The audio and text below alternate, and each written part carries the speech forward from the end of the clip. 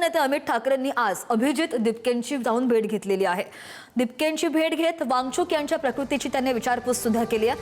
आजचा दिवस लोकशाहीसाठी मोठा घातक दिवस असल्याची प्रतिक्रिया अमित ठाकरे यांनी दिली आहे। धर्मेंद्र प्रधान यांनी राजीनामा त्यांचा का घेतला जात नाही असं सुद्धा अमित ठाकरेंनी सवाल उपस्थित केलाय।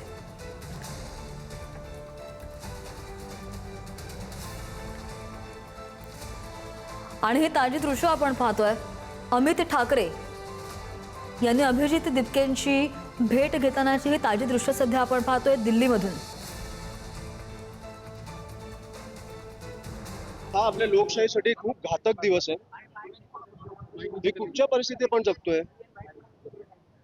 एक माणूस, एवढा मोठा माणूस, एक सायंटिस्ट, एज्युकेशनिस्ट, ज्यांनी विद्यार्थ्यांसाठी असेल, शेतकऱ्यांसाठी असेल, आपल्या सैन्यासाठी असेल, एवढे कामं करून ठेवली आहेत, त्यांना तुम्ही अशा प्रकारे एक तर 20 दिवस त्यांना उपोषणावर बसवलं। मला कळतच नाही की धर्मेंद्र प्रधानचा राजीनामा पाहिजे तर हो पाहिजे, डेफिनेटली पाहिजे, पण एका मिनिटासाठी राजीनामा बाजूला ठेवा। एक माणूस तुमच्या समोर 20 दिवस उपोषण करतोय, त्याला येऊन तुम्हाला भेटता पण नाहीत, एक कॉन्व्हर्सेशन पण नाही करतायत की तुमची चर्चा तर चालू करू।